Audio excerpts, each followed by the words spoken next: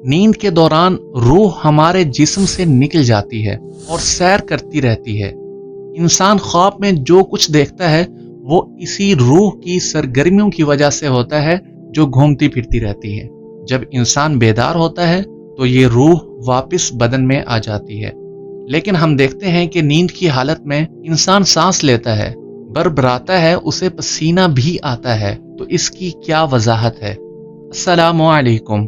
IMM voice की एक और वीडियो में खुश आमदीद। आज हम एक गहरे और दिलचस्प मौजू पर गुफ्तगू करेंगे। क्या आपने कभी सोचा है कि रूह की हकीकत क्या है? ये एक राज है या एक कहानी जो वक्त के पर्दों में छुपी हुई है? रूह इंसानी जिंदगी का बुनियादी उन्सुर है। इस्लाम में ये इंसान की असल पहचान है। जब हजरत आदम अलैहिस्सलाम में रूह फूंकी गई तो अल्लाह ताला ने फरमाया, ये मेरी मखलूक है। ये एक ऐसा लम्हा था जब इंसान को अशरफुल मखलूकात का दर्जा दिया गया। दोस्तों, रूह की कहानी सिर्फ जिंदगी के बारे में नहीं है, बल्कि ये एक सफर है।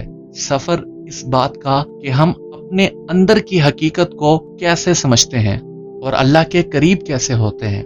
आज की वीडियो में हम रूह की इस्लामी तशरीह, मुख्तलिफ मकामात, रूहानी तरक्की के रास्ते, मौत और नींद के वक्त रूह के इखराज और मौत के बाद रूहों के हालात पर बात करेंगे। तो आइए इस दिलचस्प सफर का आगाज करते हैं।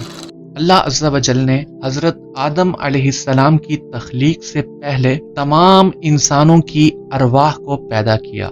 ये अरवाह एक रोशन आलम में मौजूद थी, जिंदगी की लहर से भरपूर, यानी आलम बाला में मौजूद थी। फिर अल्लाह ने मिट्टी को चुना, खामोश और बेजान मिट्टी को, और उससे हजरत आदम का पुतला बनाया। ये पुतला शक्ल में तो था लेकिन अंदर से खाली था, ना उसमें जिंदगी थी और ना ही कोई हरकत। फिर अल्लाह ताला ने फरिश्तों को हुक्म दिया, फ़इज़ा सव्वैतुहु व नफ़ख्तु फ़ीहि मिर रूही फ़क़अू लहू साजिदीन। जब मैं इसे ठीक कर लूं और इसमें अपनी तरफ की खास रूह फूंक दूं तो तुम सजदे में गिर जाना। जब रूह आदम अलैहिस्सलाम के पुतले में दाखिल हुई तो वो पुतला सांस लेने लगा और तमाम आसमान के फरिश्ते उसके लिए सजदा में गिर गए। ये वो लम्हा था जब इंसानियत की तख्लीक का आगाज हुआ और इसी रूह की बदौलत आदम अलैहिस्सलाम ने जिंदगी का पहला सांस लिया। दोस्तों, इस रूह के दो नाम और भी हैं। इसे नस्मा भी बोला जाता है, जिसका माना है वो चीज जो हवा की मानंद हो, और इसी तरह इसको नफ्स भी बोला जाता है।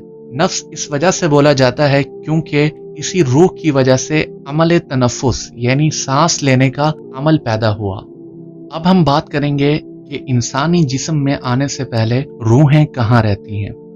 इंसानी जिस्म में आने से पहले इंसान की अरवाह आलम बाला में एक साथ लश्करों की सूरत में रहती हैं। जैसा कि बुखारी शरीफ की हदीस में है, अल अरवाहु जुनूदुम मुजन्नदा, अल अरवाहु जुनूदुम मुजन्नदा, फमा तआरफ मिन्हा इख्तलफा वमा तनाकरा मिन्हा इख्तलफा। रूहें आलम बाला में लश्करों की सूरत में रहती हैं।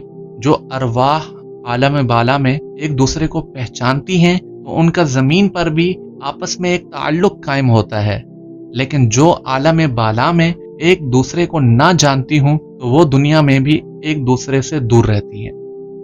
ये अरवाह एक जामिद यानी बेजान लश्कर नहीं, बल्कि इनमें शऊर मौजूद है। इसके बरक्स जिन जिस्मों में ये रूहें जाती हैं वो बेशऊर होते हैं। जब रूह जिस्म से निकलती है तो वो जिस्म अपनी इब्तिदाई हालत में यानी बेजान हालत में वापस आ जाता है।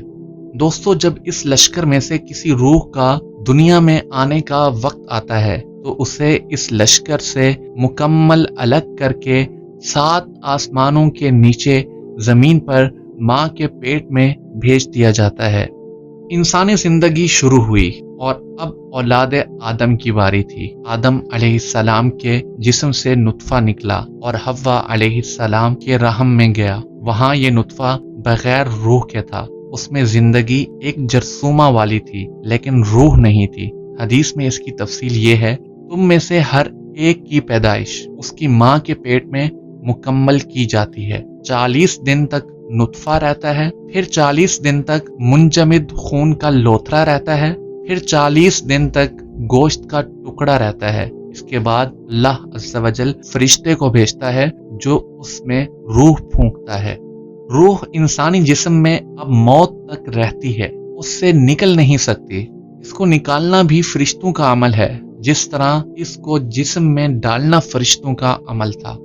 ہمیں معلوم ہے کہ روح اللہ کے حکم سے ہے، اور اس بارے میں انسان کو اتنا ہی علم دیا گیا جتنا اللہ نے چاہا، جیسا کہ اللہ تعالیٰ نے فرمایا وَيَسْأَلُونَكَ عَنِ الرُّوحِ۔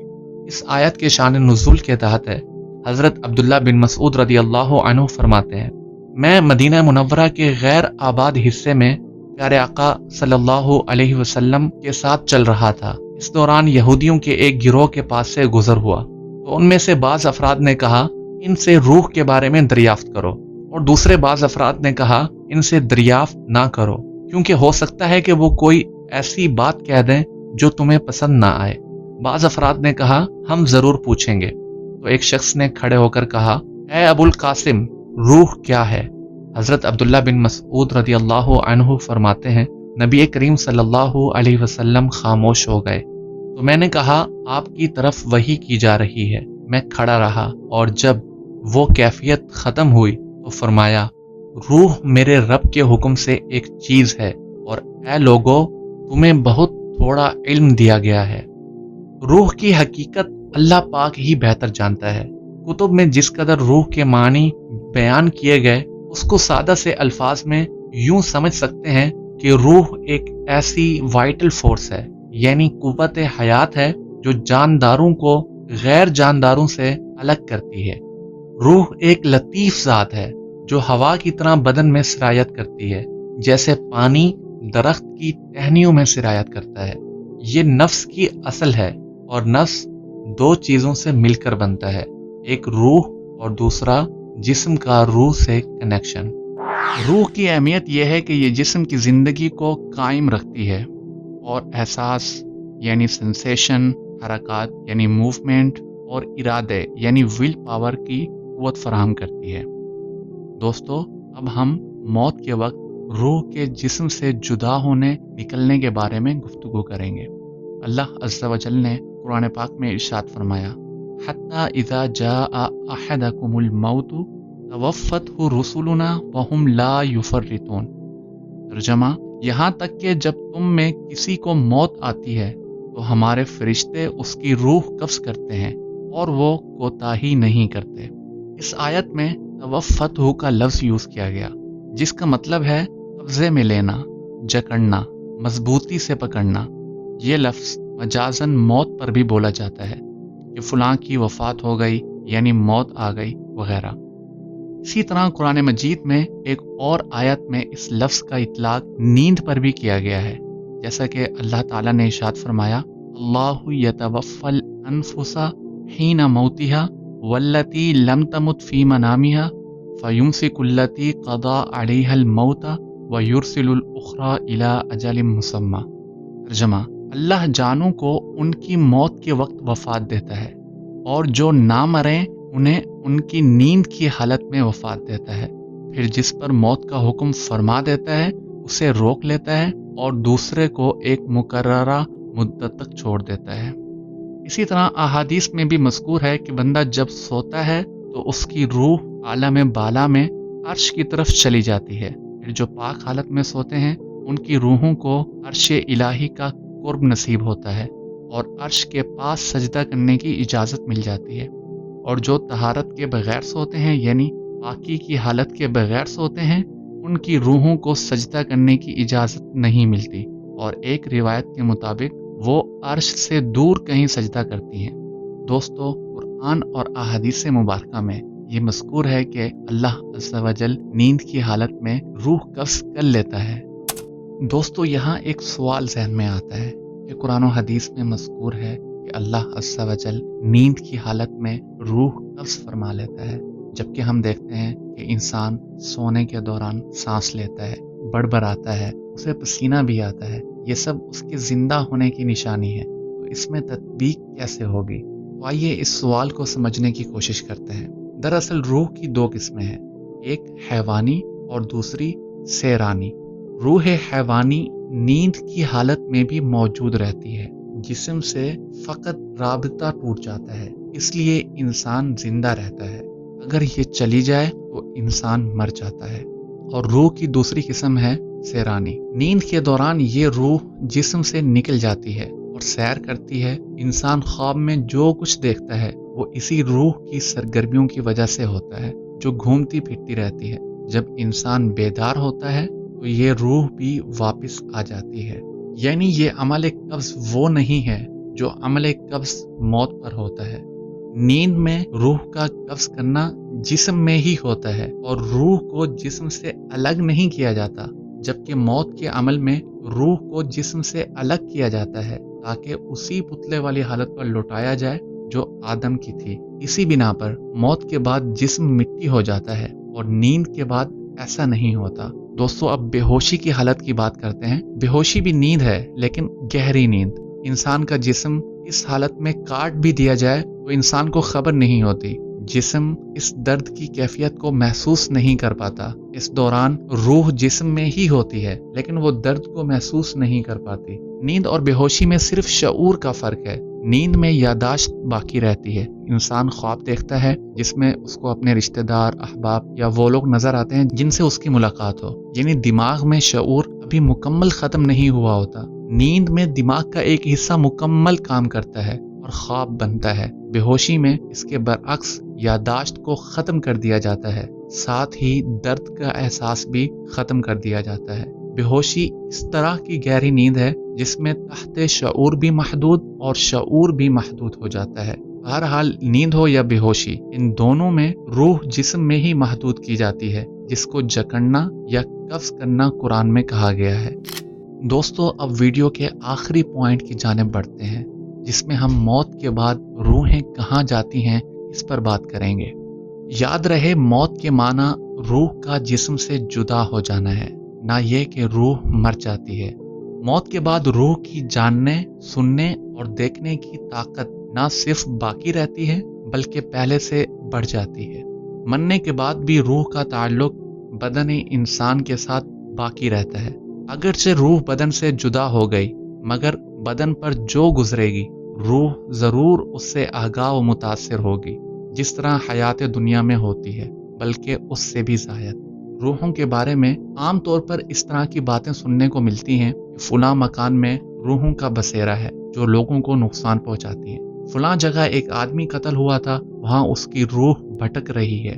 اسی طرح یہ دعوے کیے جاتے ہیں کہ قتل ہونے والوں کی روحیں دنیا میں بھٹکتی رہتی ہیں، وغیرہ وغیرہ۔ یہ سب تصورات محض بے بنیاد اور حقیقت سے کوئی تعلق نہیں رکھتے۔ اب ہم روحوں کے مقامات پر گفتگو کرتے ہیں کہ موت کے بعد روحیں کہاں کہاں رہتی ہیں۔ کافروں کی روحیں مخصوص جگہوں پر قید ہوتی ہیں، جبکہ مسلمانوں کی روحوں کے مختلف مقامات بھی مقرر ہیں اور انہیں اور مقامات پر جانے کی اجازت بھی ہوتی ہے۔ جیسا کہ امام مالک علیہ رحمہ فرماتے ہیں، مومنوں کی ارواح آزاد ہوتی ہیں، جہاں چاہتی ہیں جاتی ہیں۔ پیارے آقا صلی اللہ علیہ وسلم کا اس بارے میں فرمان ہے کہ مومنین کی ارواح سبز پرندوں میں ہوتی ہیں، جنت میں جہاں چاہیں سیر کرتی ہیں۔ عرض کی گئی، اور کافروں کی روحیں، ارشاد فرمایا، سجین کے مقام میں قید ہوتی ہیں۔ سجین وہ مقام ہے جو 7 زمینوں کے نیچے ہے۔ مرنے کے بعد مسلمان کی روح حسب مرتبہ مختلف مقاموں میں رہتی ہے، بعض کی قبر پر، بعض کی زمزم شریف کے چشمے پر، بعض کی آسمان و زمین کے درمیان، بعض کی پہلے، دوسرے، 7ویں آسمان تک، اور بعض کی آسمانوں سے بھی بلند، اور بعض کی روحیں زیر عرش قندیلوں میں، اور بعض کی اعلیٰ علیین میں۔